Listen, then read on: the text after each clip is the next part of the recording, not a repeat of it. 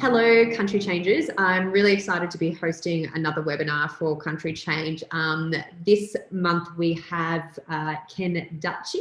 I hope I said that correctly. Yes, perfect. Yeah. And he is the Migrant Economic Development Co-Ordinator at Leeton Shire Council. And I'm really excited to be interviewing you, Ken, because I think you're bringing a really different story than we've ever had on this webinar series before.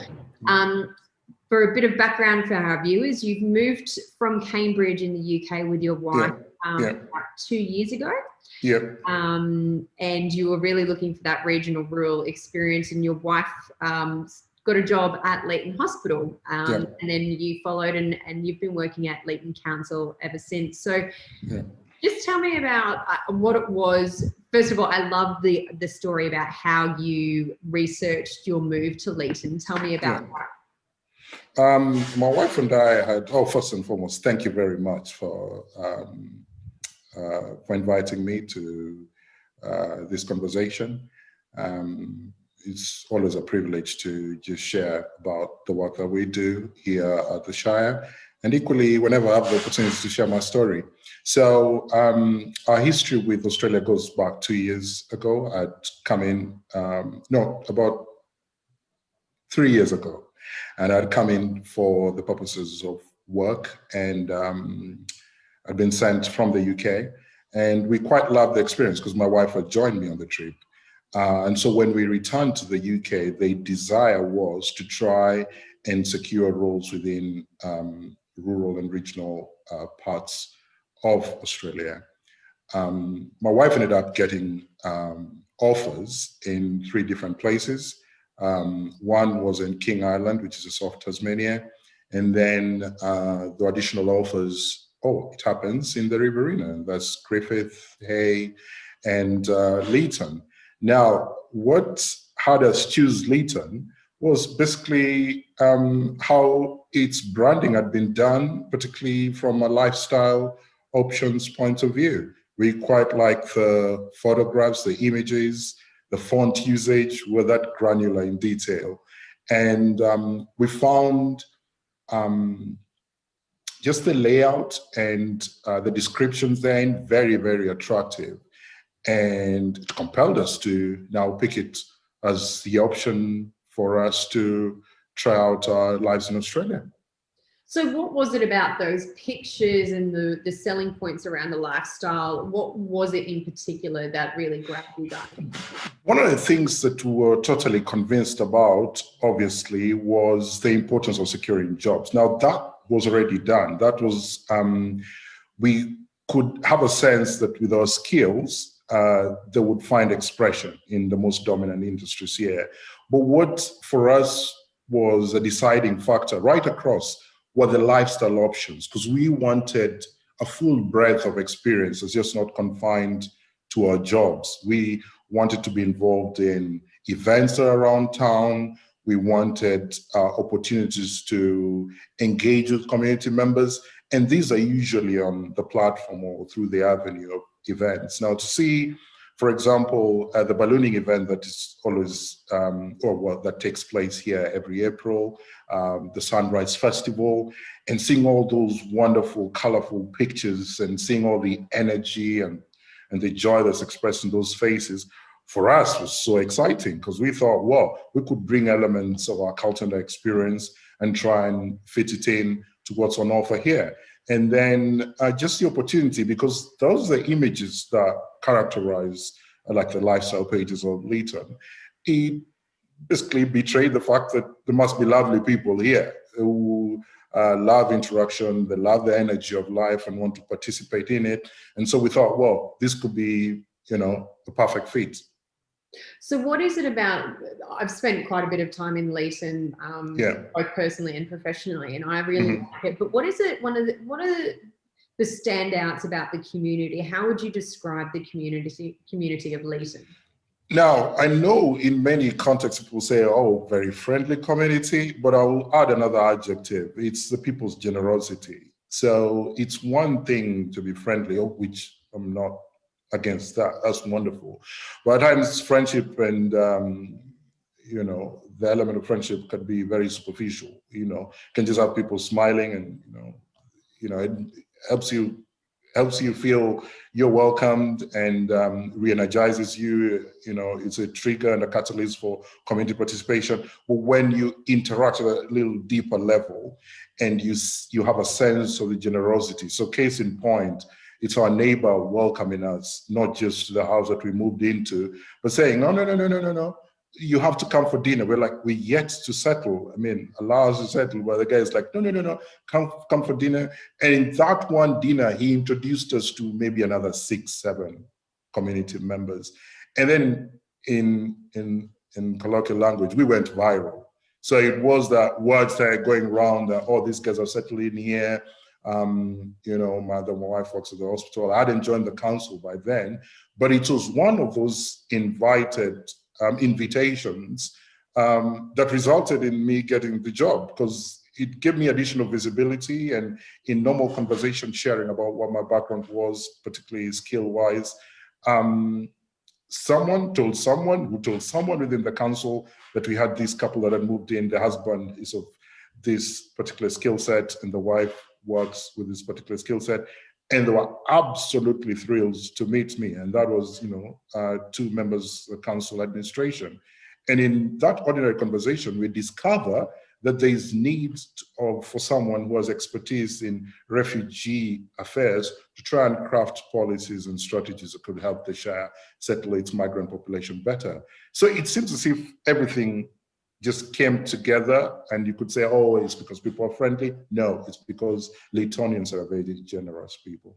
I have heard that from a number of people that we've interviewed in Leeton over the years, that actually is a really common description of the community there, and I've definitely seen that. Now, in terms of the work that you do in Leeton at the council, tell me about that, because and the skills that you're bringing in from your previous life in the UK. Mm-hmm. What are your key responsibilities as the Migrant Economic Development Co-Ordinator? I knew there was another word I left off. Yeah.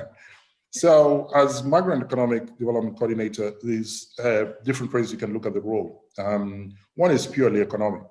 So the idea is, are there jobs? Are there entrepreneurial avenues and opportunities that could have migrants plug into, okay, irrespective of their skill sets? That's one dimension. The other dimension is what I'll call maybe social, and it has to do with accessibility and access to amenities that may be available in the town, and then asking the question, are they robust enough to handle additional numbers? And then for the incoming communities, do they have a good understanding of what those amenities will require of them? For example, if you want to enroll your children into school, do you understand what the rules are like depending on your visa status and your privileges here? And then the third component, I would call it welfare or community. And that has to do with pure and simple settlement affairs. So are people plugging into the life of the community? Do they participate in the events that are set up in the community? Do they participate in the life of the community, be it through religious experiences, be it through sport, be it through other avenues? For example, the art gallery and the museum successfully launched last year. Are these places and spaces that new settled communities can both access and participate? So these are 3 elements that play into my role back and forth. And so it necessitates interactions, for example, with the events and marketing team, with community services team, and with economic development team within the Shire. But now my most pronounced task is to see the successful settlement of migrant groups, particularly those that are moving from cities into the Shire. And by that, I mean creating or establishing pathways. So, you pass policy and you say, we're a welcoming town. and these are some of the strategies that we want to employ. But what does it look like? If there's someone out in Western Sydney right now and they've picked out a job in the Shire, from the point they see the job to their interview to their moving here, what does that involve? And it's to create a pathway or a framework that can be a blueprint not only for our Shire, but it can be replicated across the Riverina. It's a big project, and the opportunity we do have is to showcase that we've taken a lead in that area of work, but Riverina Development Authority, Multicultural New South Wales, and by extension, Regional Opportunities Australia are looking at things at a more broader level across the Riverina, but they will need case studies coming out of the grassroots, of which a pilot is best positioned to do that. And that's what we hope to evidence in the next 6 to 8 months, is to show case studies, success stories, identifying gaps, and trying to remodel those pathways, but at the same time, strengthening policy initiatives around migrant settlement, not just for Leeton, but for the Riverina. And I think it's so important. I mean, it's difficult to move into a regional area or move anywhere that's new, especially if you're bringing up your whole family. It is difficult because there's this change is hard. It brings a lot of emotions, it creates stress, and it can be difficult to assimilate even in a new block, let alone a whole new country or a whole new region. So I love that these kinds of programs have been set up, because I think the assimilation process dictates the success of somebody's country change. And I love the fact that Leeton as a community has embraced this program or this pilot. Can you share with us some of the kind of migrant communities that have joined, that live in the Leeton area as it is? Or presently living in Leeton and the Shire as a whole? Yeah. Oh, yeah. So if you want, the first drive was with settled Afghani, Iraqi, and Iranian refugee communities that had been accorded protected status. That, if you want, first wave or first lot that moved into the Shire was in 2012. On paper, we were looking at about 75 people spread across different families. So that was the first group that we could formally document as having come into the Shire. Eventually, some had family reunification pathways, and so the family members who were distanced and were out, particularly in Pakistan, in the United Arab Emirates or Saudi Arabia, in other refugee camps, were able to join the rest of the families here. So that was the first law. And then towards 2017, 2018, we're now getting particularly bigger groups of seasonal workers. Now, seasonal workers is a formal program, but because the cycles are in like 6 to 9 months, it meant that there was somewhat on a settled status here. And if you fast forward to this COVID climate, most of these people have remained because the visas that brought them are different from the visas that are allowing them to stay. We absorb them as a category of migrant groups. And then those also, if you want, pattern in a way so we could predict their incoming and settling.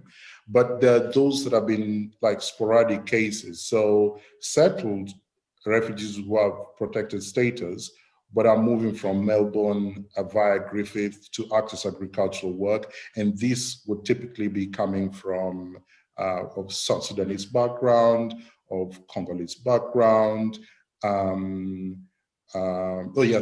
Those primarily those two categories, they would be accessing Leeton for farm work.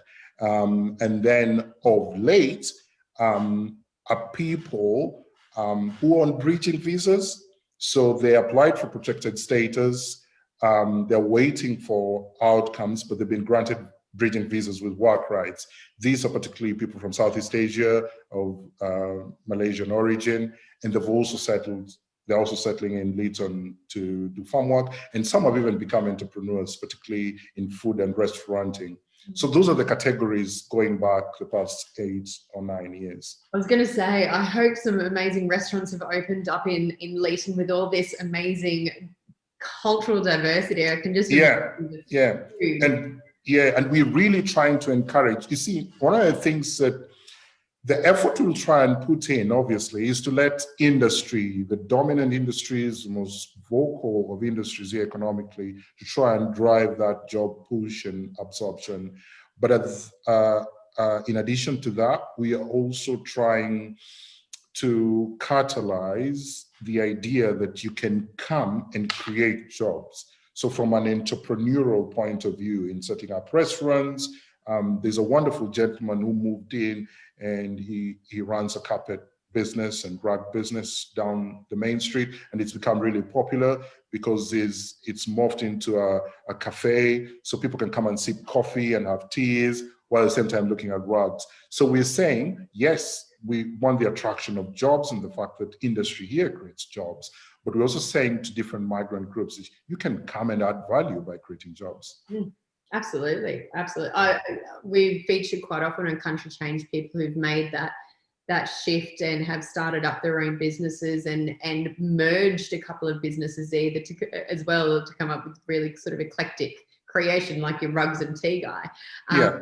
And it's something unique that will bring people in outside of Leeton as well to visit. And I think there's a lot of opportunity. It just takes a bit of creativity and support from organisations like council. So if people, on a personal note, so you were saying that, you found that the community to be very generous. Were you initially concerned about moving into a regional area in Australia and how you'd be welcomed initially?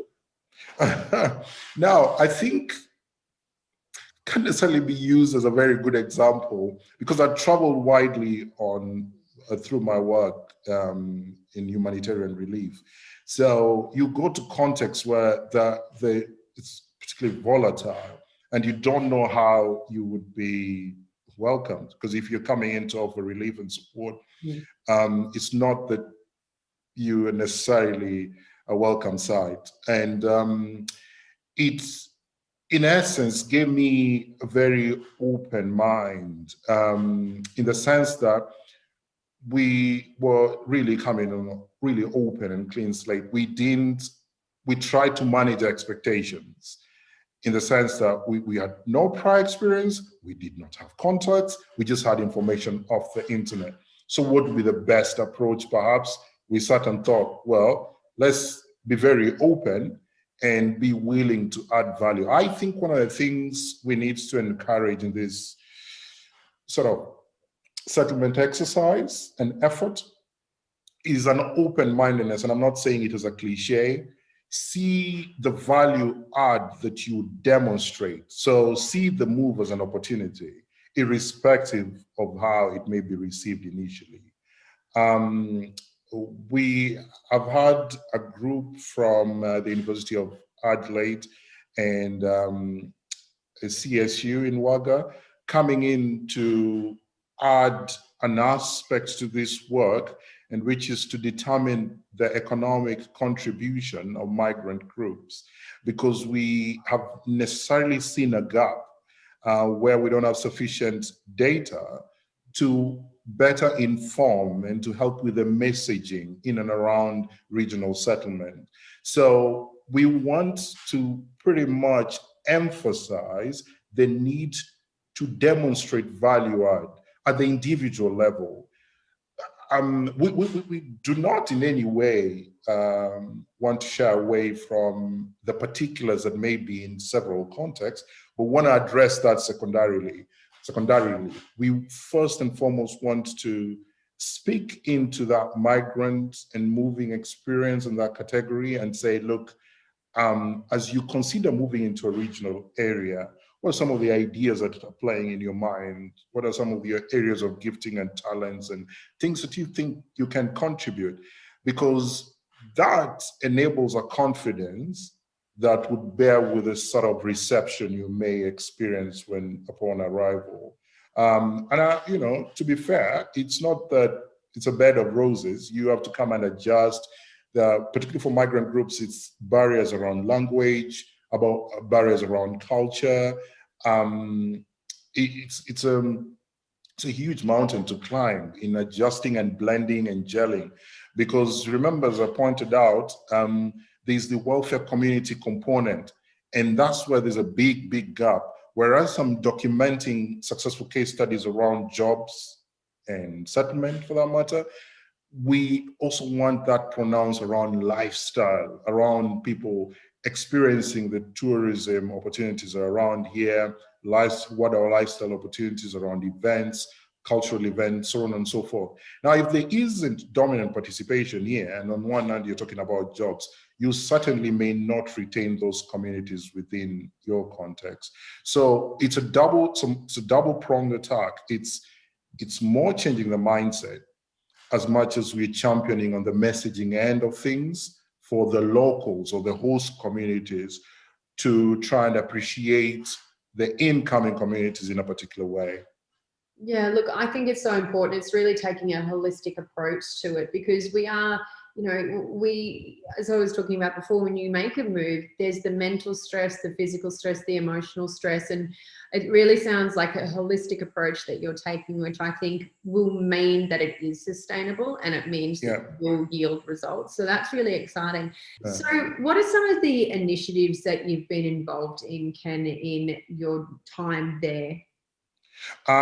So one exciting initiative is around welcoming cities. Welcoming cities being this very ambitious idea that would look to standardize towns or cities that, of course, make the claim that they're welcoming. So what does it involve? It involves strengthening of particular frameworks that would have those specific geographies evidencing the welcoming status. So, for example, Leeton Shire, as you drive in from whichever direction, there's nice huge banners that say, we're a welcoming town.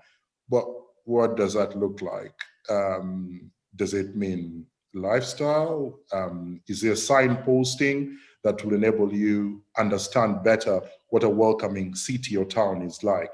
And Welcoming Cities as an organization, with its standardization approach, will help really remodel our strategies. So strategies around issues like housing, strategies around issues like how we evidence jobs, we retain jobs, how the community overall is thriving. And I think it will professionalize all the other efforts that we're trying to put in play. So for example, once we've set up this pathway of settlement, we can then inform policy, and then through the expertise that Welcoming Cities has, which is global, help us standardize those as key markers of efficiency. So it's almost like it's a quality standard, and it helps enhance the brand, adds value to the Leeton brand, but equally at a street grassroots level, you actually tangibly see what that difference is that makes a welcoming city exactly that. Well, I'm really impressed with the work that you're doing, and Leeton as a whole, like I said a few times, has always impressed me. So they're very, very lucky to have you, Ken, and your wife. Thank you. So Thank you. Any of the viewers are interested in finding out more about the work that Ken does, about Leeton, reach out to us at Country Change, either through Facebook, Instagram, or through our website, countrychange.com.au, and we can definitely give you those details. So thank you so much, Ken. It's been an absolute pleasure talking to you, and look forward to watching this program unfold and your many, many successes. Thank you very much.